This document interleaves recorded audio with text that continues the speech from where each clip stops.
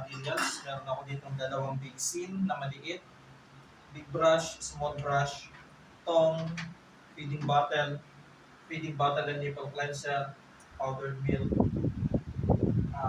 sterilizer, and then burping cloth. So, una, paghiwa-hiwalayin mo muna yung mga parts. Detach mo muna yung mga parts. Banlawan, hanggang sa mawala yung nakadikit na gatas o ano yung nakanis na gatas kung nakanis na. After mong banlawan, lagyan mo ng feeding bottle and nipple cleanser, or kung nakalimutan mo yung salitang yun, kahit na liquid soap pwede. Then brush, loob at labas. Tapos yung iba namang mga parts. Sa assessment ninyo, ganito rin, walang totoong tubig na gagamitin, hindi mo bubuksan talaga yan. Assume lang. Oo, kaya assume mo lang na sasabunan mo yan. Then, banlawan, 2 to 3 times or more hanggang sa mawala yung amoy ng sabon, pati yung bula. Pagkatapos mo siyang banlawan, lagyan mo ng tubig yung sterilizer mo, at least 3/4 full. Huwag punong-puno syempre para hindi umapaw pagkukulo yan. Lagay mo yung big parts. Kung kompleto yan, kung puno, lagay mo lahat. Pero usually sa assessment, isang bote lang din yung nandyan. And then yung mga small parts dito sa taas. Plug, turn on, pakuluin mo siya. Pag kumulo, orasan mo siya. Hanggat hindi kumukulo, huwag mo siyang orasan. Pag kumulo na, doon mo palang orasan. After 10 minutes na kumulo, kunin si nipple. Lagay sa malinis na planggana. Takpan ulit. Pakuluan ulit. Then orasan. Another 15 minutes na kumukulo. Turn off mo na siya. Kunin mo yung ibang mga parts. So ilang minuto bali dito sa ibang mga parts? 25.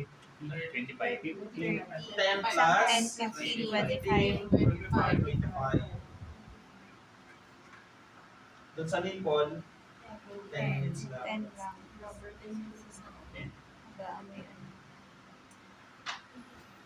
By the way, sa assessment niyo, pwede sabihin lang ni assessor, mag-sterilize ka ng feeding bottle. Kung ang sinabi niyo mag-sterilize ka ng feeding bottle, tapos ka na mag-sterilize ngayon, sabihin mo na aftercare the materials. O ligpitin yung mga ginamit.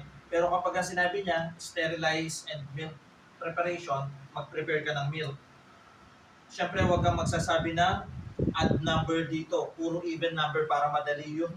Kasi 1:2 usually ang ano nila, di ba? So, sabihin mo na lang, maglagay ng 6 na ohms ng tubig. No? And then, ilang scoop?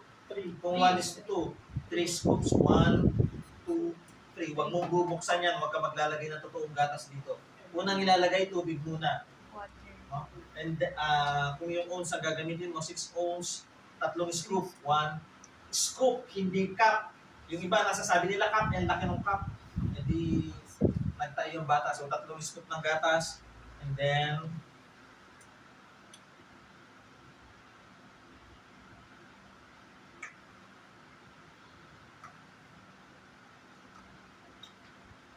sarap mo na. At shake. Ito yung shake na gusto makita ni assessor. Huwag to. Although sa bahay, dahil nagmamadali tayo, ganito siya. Kaso mabula siya. Ito hindi siya nagbubula. Para hindi magka-kabag or colic si baby. Kapag okay na, na-shake na lahat, padidiin si baby, pwede kang nakaupo, lalo na kung may upuan. Kung walang upuan, nakatayo ka na lang. Padidiin si baby. Kapag pinadede mo si baby, make sure na mas mataas yung kanyang ulo kaysa sa katawan niya. Naubos na ni baby, pa-birth mo si baby.